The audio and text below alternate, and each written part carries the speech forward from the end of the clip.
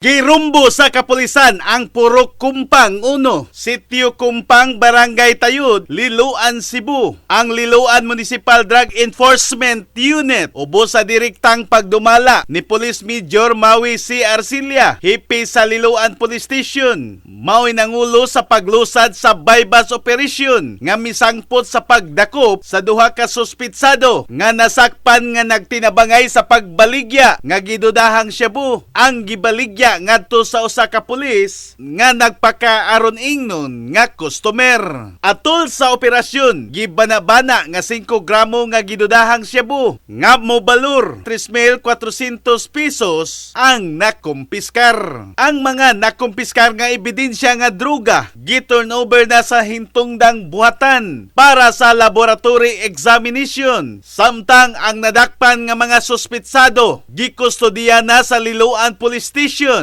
ug giandam na ang tukmang kaso.